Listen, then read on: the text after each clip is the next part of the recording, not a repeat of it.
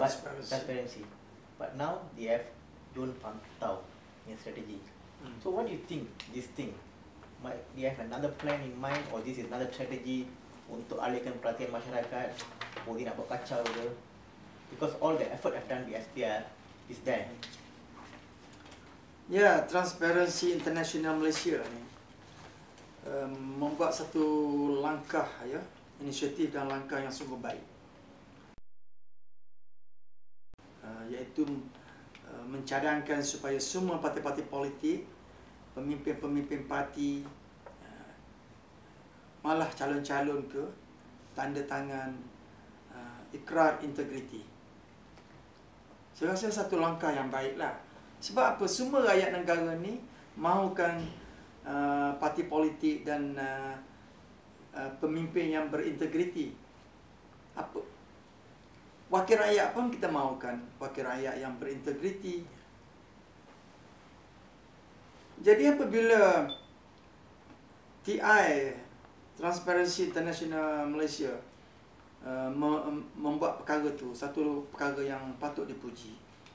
Dan kita SPR pun kita begitu puji langkah Perdana Menteri menunjukkan contoh, ya, betapa pentingnya parti-parti politik yang nak bertanding dalam pilihan raya menandatangani ikrar integriti.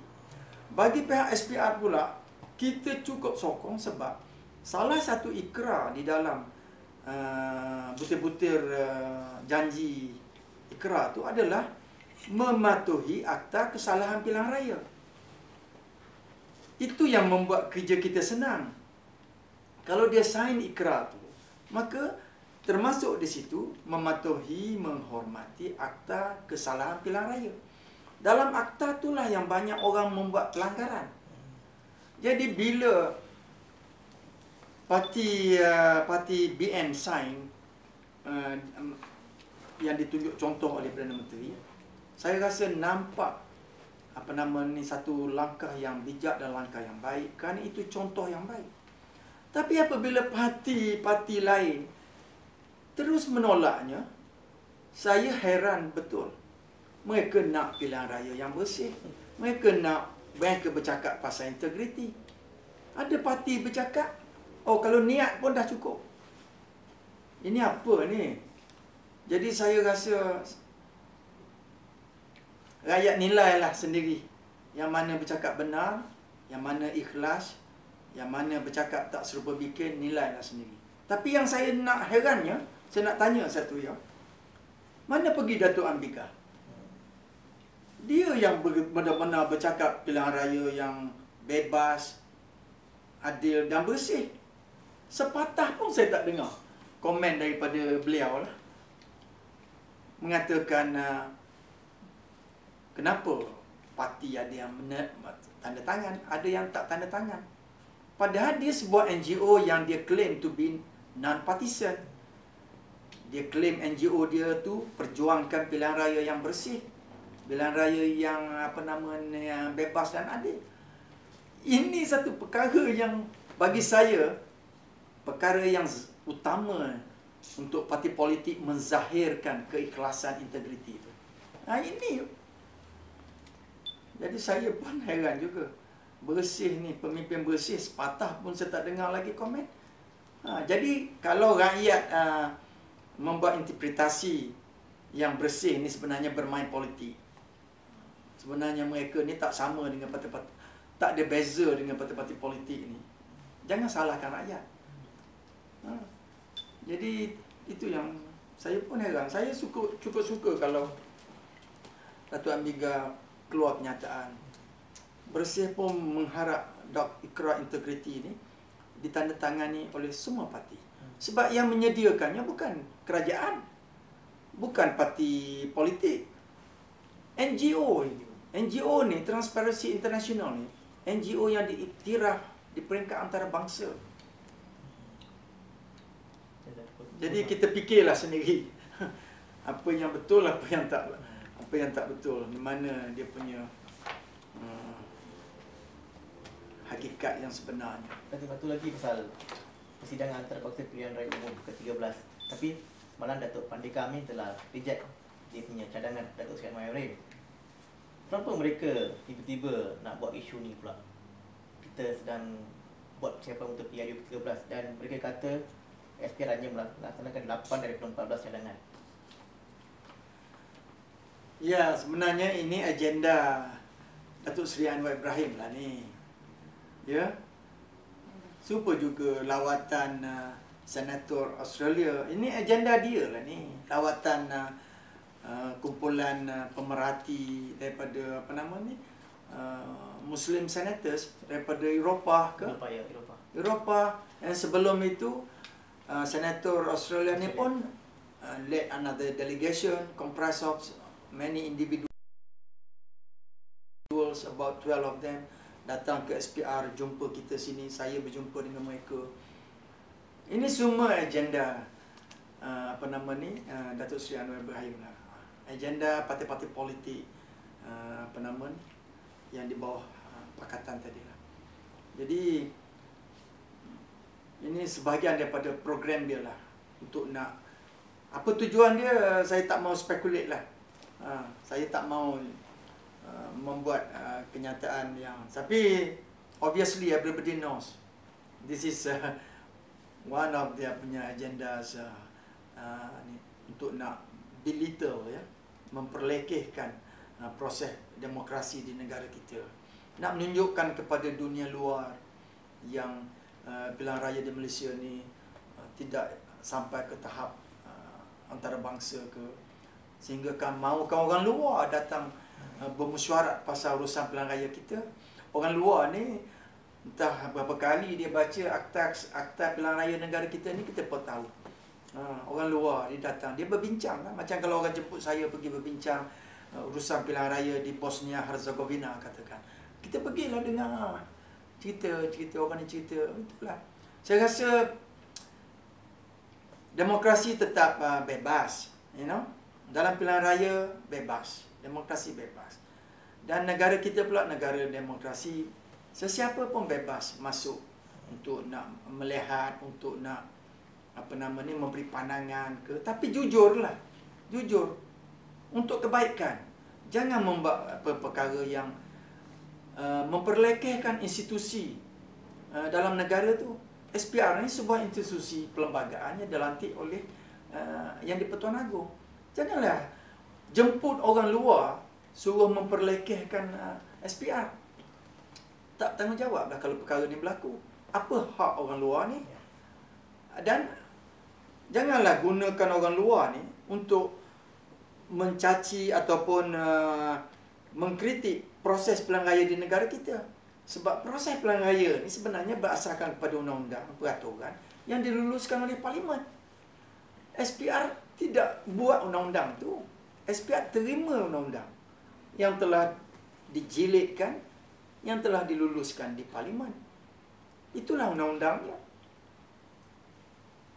Apabila SPR lakukan proses berlandaskan kepada undang-undang tu, kalaulah perkara tu tidak mematuhi undang-undang, ada pula petition pilihan raya, file di mahkamah untuk nak bantah pelaksanaan pilihan raya oleh SPR. Undang-undang negara kita ni cukup kemas lah. Hak untuk rakyat tu di mana-mana ada. Tapi cara undang-undang, ikut peraturan dia. Everything ada peraturan. Kita nak masuk rumah orang pun, kalau peraturan di rumah tu kena tanggal kasut, barulah tuan rumah tu sedia, suka hati masuk. This is a simple thing. Jadi saya rasa mesyuarat apa dia panggil tadi? Persidangan antarabangsa pilihan raya umum ke-13. Saya reject dah by Cipandikas semalam lah. Ya, saya dengar cerita dia reject nak buat di Parlimen. Tapi penganjur ni nak buat di tempat lain juga. Mereka berdegil juga nak buat di tempat lain. Saya puji keputusan Speaker Parlimen. Parlimen ni Parlimen kita, Parlimen Malaysia, dan hak negara kita. Kenapa kita nak jemput? Parlimen tu tempat berkecuali sebenarnya. Semua parti politik datang, diwakili oleh perwakilan parti masing-masing untuk membuat undang-undang di parlimen. Kenapa kita panggil orang luar pula nak gunakan parlimen? Saya rasa satu keputusan yang bijak oleh Tan Sri Pandeka ataupun Tan Sri Abu Zahar. Memang tak boleh. Saya rasa memang satu keputusan yang betul. Dan saya dengar cerita dia nak buat di tempat lain kan. Kalau dia nak buat tempat lain, ialah macam saya kata tadi lah. Rakyat bebaslah. Ikutlah undang-undang. Tempat itu di mana, itu perkara biasa lah. Tapi dari segi prinsipnya, why we need foreigners to come and criticize, belittle, talking about our election laws, the process of election in our country. Because the process is based on the laws. The laws are passed by our parliament, not by their parliament. If delegates come from Australia, for example, the laws that we are implementing to conduct our election, not passed in Australia. They just come and read and they give their opinion. Probably their opinion might confuse more people. Because based on their standard, based on the way they see things. Jadi saya rasa saya tak tahu di manalah maksud Datuk Seri Anwar ni menjemput orang luar datang untuk nak membincang perkara undang-undang negara kita untuk yang ditentukan oleh rakyat negara kita dalam pilihan raya. Pilihan raya ni adalah kuasa rakyat. Jadi inilah perkara-perkara yang saya nak komen pasal perkara tu. Tapi dia nak buat juga hak dia. Ini Malaysia sebuah negara demokrasi bebas. Orang luar boleh datang, pelancong boleh datang kalau dia tidak melanggar undang-undang. Datuk, macam kita bercakap pasal Datuk Ambiga ni, I think SPRF gone through with her last 2 years dengan dia berbagai isu. I think dah ada perjumpaan dengan dia. Apakah pandangan Datuk sendiri perjuang Datuk Ambiga ni di Malaysia untuk dalam isu pilihan raya ni? Saya boleh komen, tapi saya tak berapa suka komen on individual kan. Because bila kita komen on individual ni, kadang-kadang kita menyentuh perkara yang bersifat peribadi kan. Jadi kita dengan Bersih ni, Bersih sebagai sebuah organisasi Bersih ni adalah sebuah badan yang tidak berdaftar basically. Jadi walaupun dia tidak berdaftar, tapi dia punya affiliate organisation tu berdaftar. Tapi under the umbrella of Bersih, that big organisation is not a registered entity. Jadi saya rasa pada asasnya Bersih bergerak tu pun dah tidak betul dah. Dia tidak it's not a registered entity. Tetapi dia bercakap, well, all our affiliates are registered. Never mind lah. We are a democratic country. Tak apalah. What's wrong with people want to voice something different kan? Then the question comes, walaupun dia tidak merupakan NGO yang tak berdaftar, SPR tetap buka pintu. SPR jemput dia datang berbincang. We listen to her. We listen to Bersih. I think about 10 of them, dia punya committee members datang. Kita berbincang, dengar segala keluhan dia punya cadangan semua. Dan kita jawab. Kita jawab based on fakta kita, based on undang-undang kita.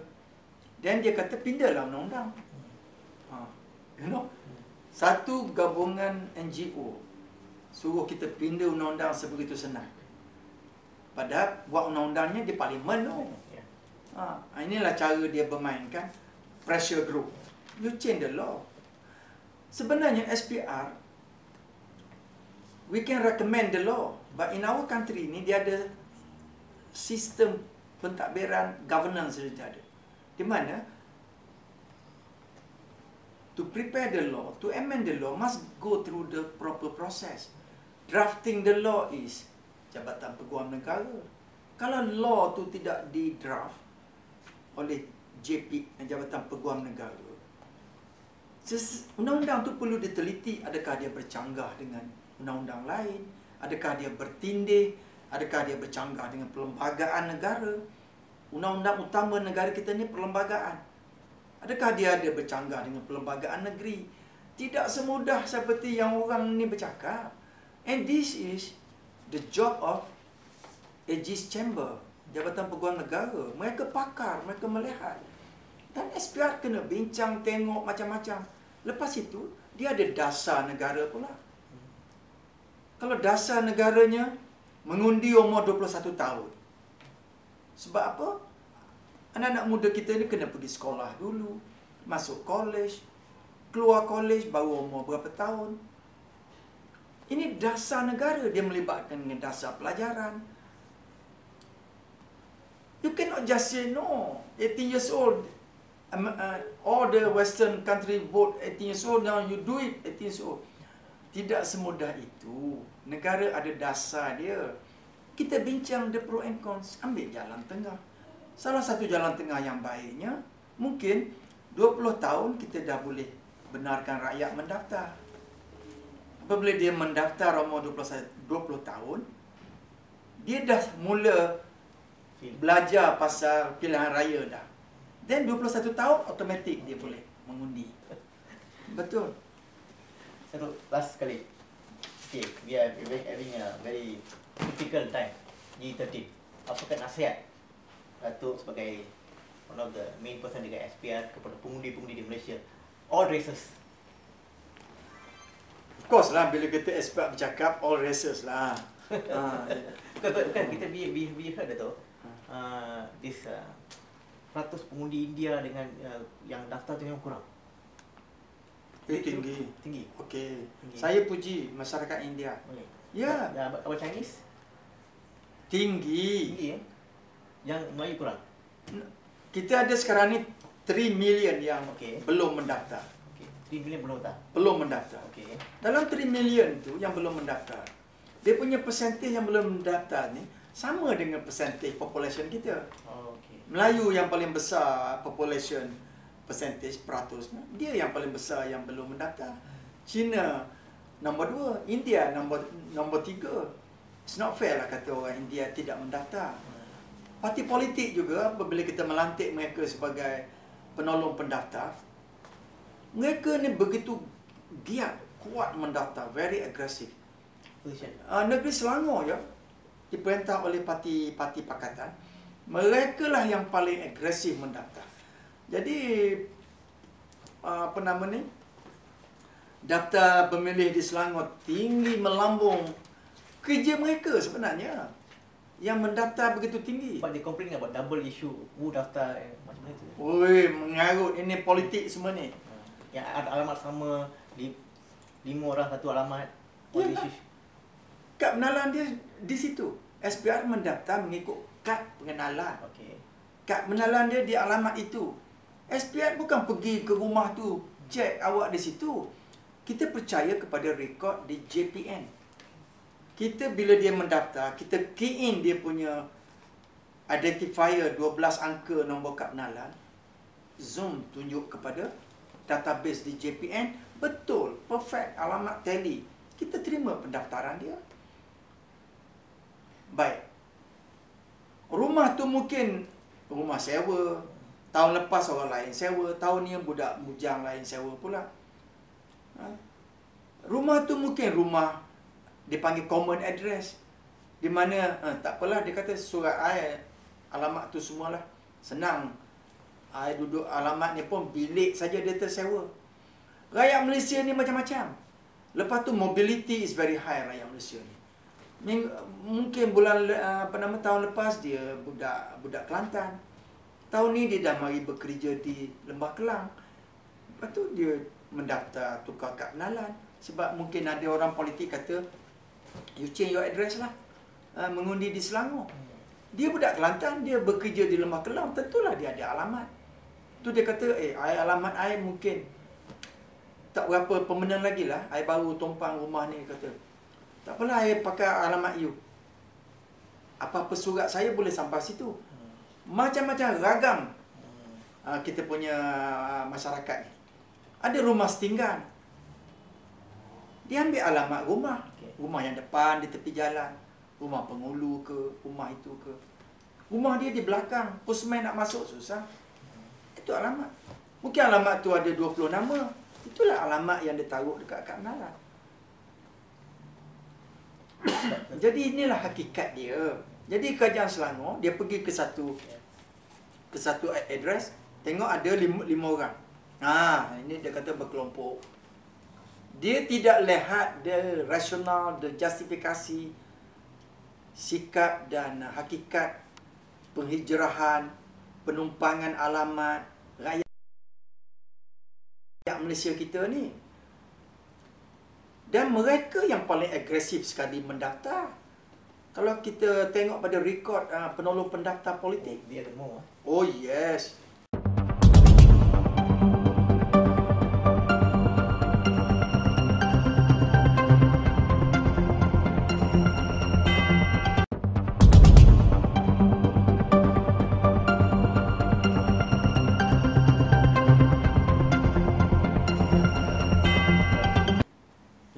Pemangkang ni dia enggan sign integrated plan by Chuan.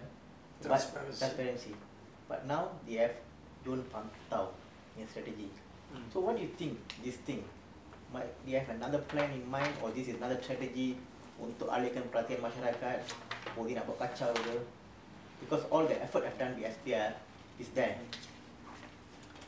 Ya, Transparency International Malaysia ni membuat satu langkah, ya, inisiatif dan langkah yang sungguh baik,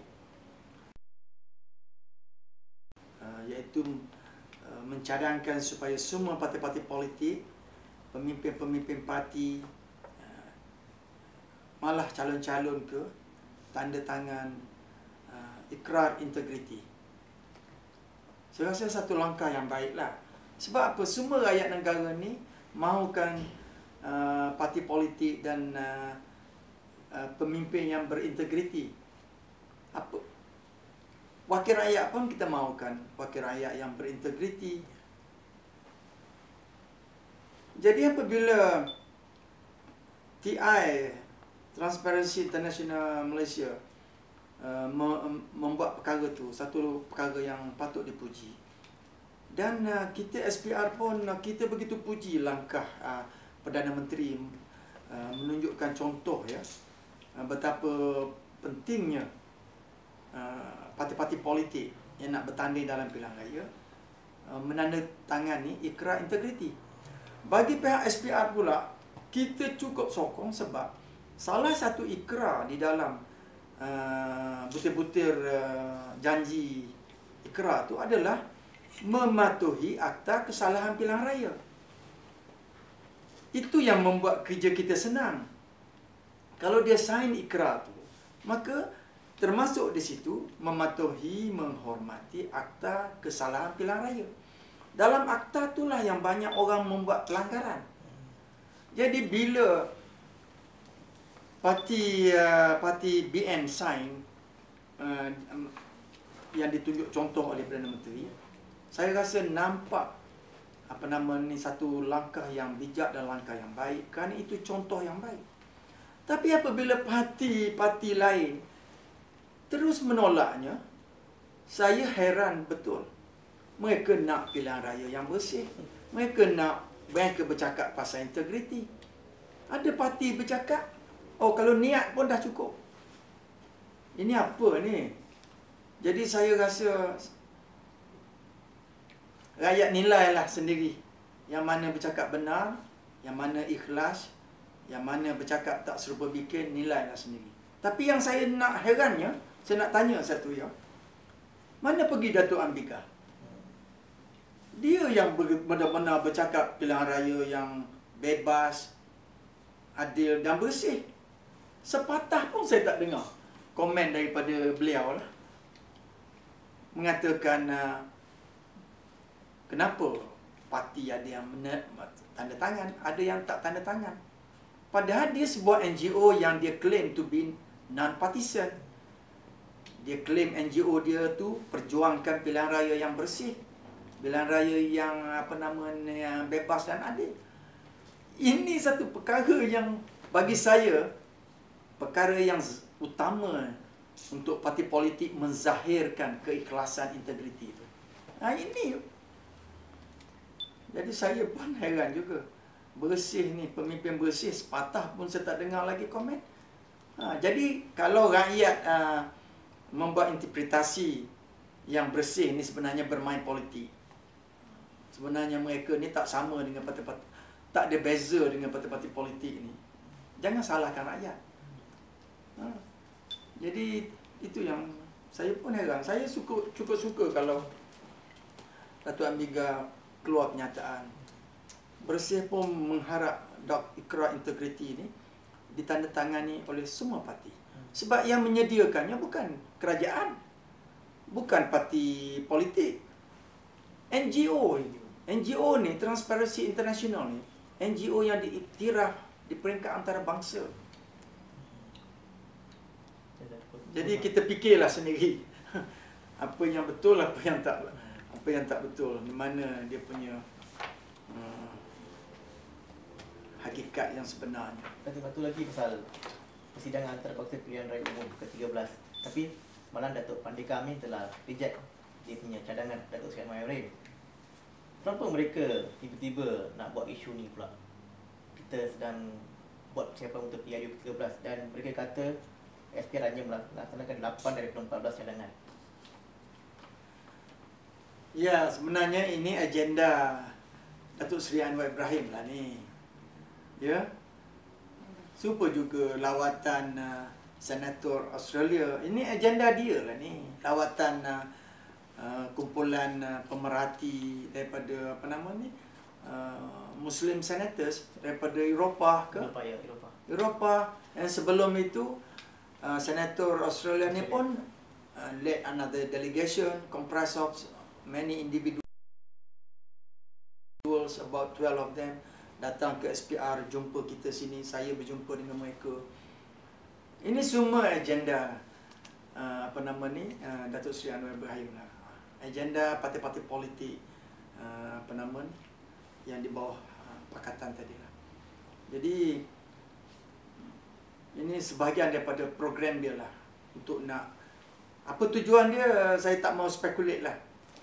Saya tak mau membuat kenyataan yang, tapi obviously everybody knows this is one of their punya agendas untuk nak belittle, ya, memperlekehkan proses demokrasi di negara kita, nak menunjukkan kepada dunia luar yang pilihan raya di Malaysia ni tidak sampai ke tahap antarabangsa ke, sehingga mahukan orang luar datang bermesyuarat pasal urusan pilihan raya kita.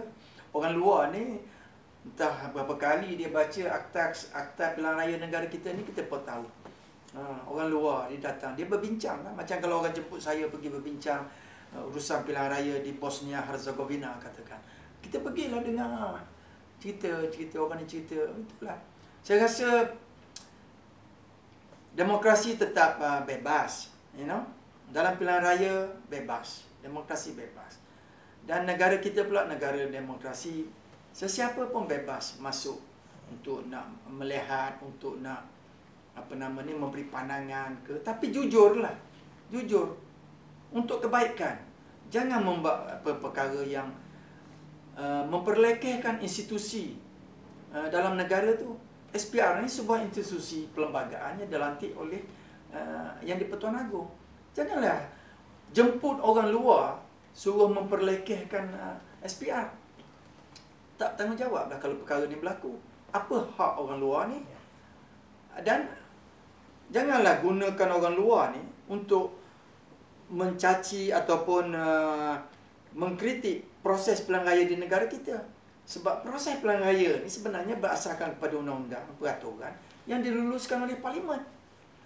SPR tidak buat undang-undang tu.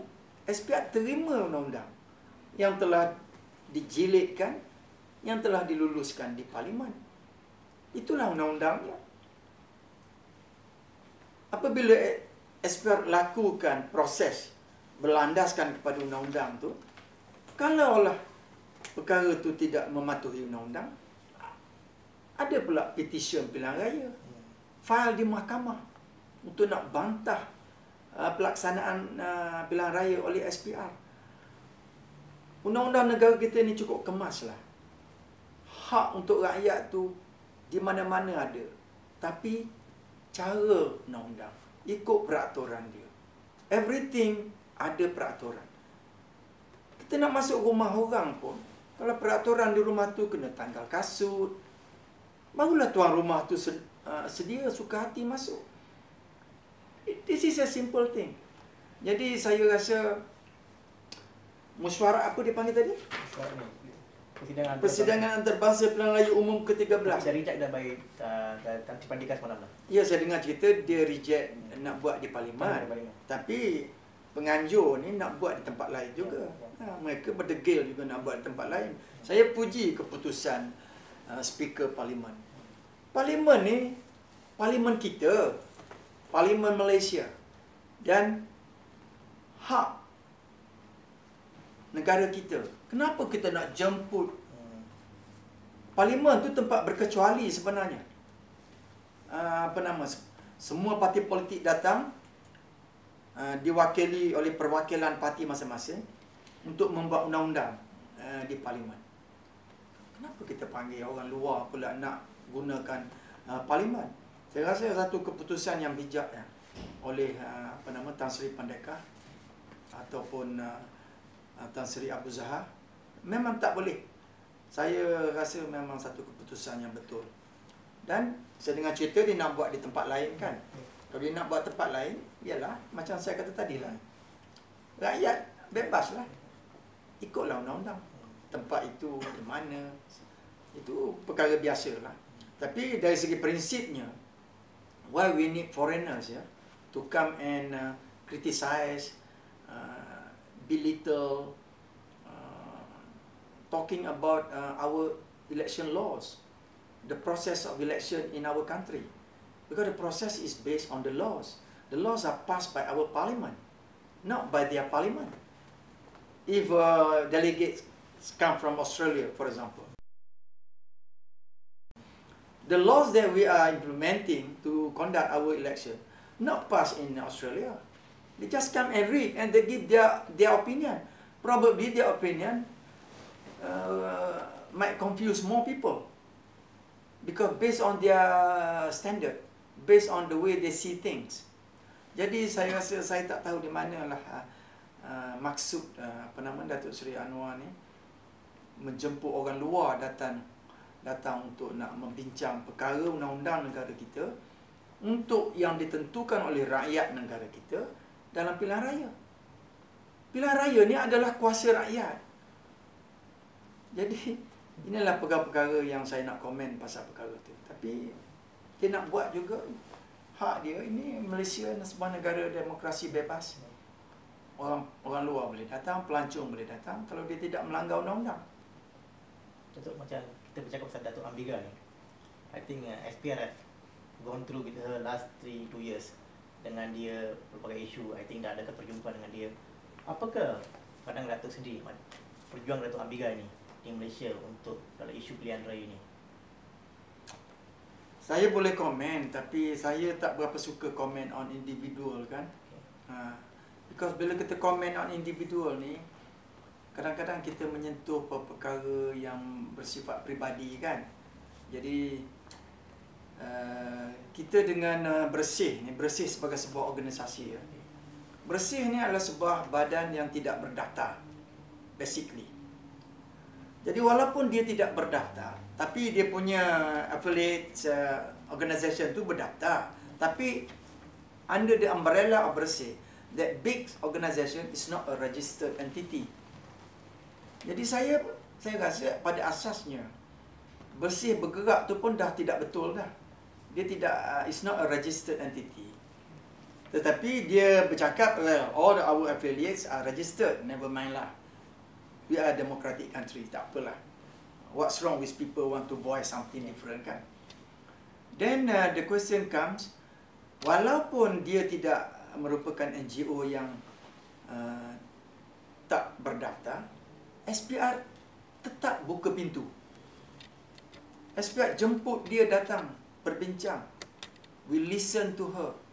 we listen to Bersih. I think about 10 of them, dia punya committee members datang. Kita berbincang, dengar segala keluhan dia punya cadangan semua. Dan kita jawab. Kita jawab based on fakta kita, based on undang-undang kita. Dan dia kata pindahlah undang-undang. You know, satu gabungan NGO suruh kita pindah undang-undang sebegitu senang. Padahal buat undang-undangnya di parlimen tu. Inilah cara dia bermainkan pressure group. You change the law. Sebenarnya SPR, we can recommend the law, but in our country ni dia ada sistem pentadbiran governance dia ada. Di mana to prepare the law, to amend the law must go through the proper process. Drafting the law is Jabatan Peguam Negara. Kalau law tu tidak di-draft oleh JP, Jabatan Peguam Negara, undang-undang tu perlu diteliti, adakah dia bercanggah dengan undang-undang lain, adakah dia bertindih, adakah dia bercanggah dengan perlembagaan negara. Undang-undang utama negara kita ni perlembagaan. Adakah dia ada bercanggah dengan perlembagaan negeri? Tidak semudah seperti yang orang ni bercakap. And this is the job of Aegis Chamber, Jabatan Peguam Negara. Mereka pakar, mereka melihat. Dan SPR kena bincang, tengok macam-macam. Lepas itu, dia ada dasar negara pula. Kalau dasar negaranya mengundi umur 21 tahun. Sebab apa?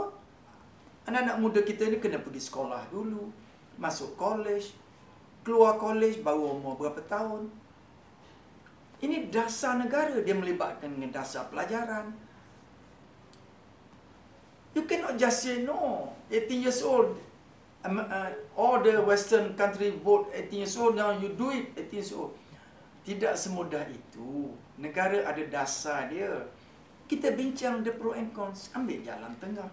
Salah satu jalan tengah yang baiknya, mungkin 20 tahun kita dah boleh benarkan rakyat mendaftar. Apabila dia mendaftar umur 20 tahun, dia dah mula belajar pasal pilihan raya dah. Then 21 tahun, automatik dia boleh mengundi. Betul. Satu last sekali. Okay, we are having a very critical time, G13. Apakah nasihat Datuk sebagai one of the main person dekat SPR kepada pengundi-pengundi di Malaysia, all races? Of course lah, bila kita SPR bercakap all races lah. Bukan, kita we heard Datuk, this 100 pengundi India dengan yang daftar tu memang kurang. Tinggi. Okey. Saya puji masyarakat India. Okay. Ya. Apa Chinese? Tinggi. Yang Melayu kurang. Kita ada sekarang ni 3 million yang belum mendaftar. Okay. 3 million belum tak? Belum mendaftar. Okay. Dalam 3 million tu yang belum mendaftar, dia punya percentage yang belum mendaftar ni sama dengan percentage population kita. Melayu yang paling besar population percentage peratusnya, dia yang paling besar yang belum mendaftar. China nombor 2, India nombor 3. It's not fair lah kata orang India tidak mendaftar. Parti politik juga, apabila kita melantik mereka sebagai penolong pendaftar, mereka ni begitu giat, kuat mendaftar, very agresif. Negeri Selangor ya, diperintah oleh parti pakatan, mereka lah yang paling agresif mendaftar. Jadi daftar pemilih di Selangor tinggi melambung. Kerja mereka sebenarnya yang mendaftar begitu tinggi. But they complaining about double issue, who daftar macam mana tu? Oi, mengarut, ini politik semua ni. Yang alamat sama, 5 orang satu alamat. Ya, kad pengenalan dia di situ. SPR mendaftar mengikut kad pengenalan. Okey. Kad pengenalan dia di alamat itu. SPR bukan pergi ke rumah tu, cek awak di situ. Kita percaya kepada rekod di JPN. Kita bila dia mendaftar, kita key in dia punya identifier 12 angka nombor kad pengenalan. Zoom tunjuk kepada database di JPN, betul, perfect, alamat tally.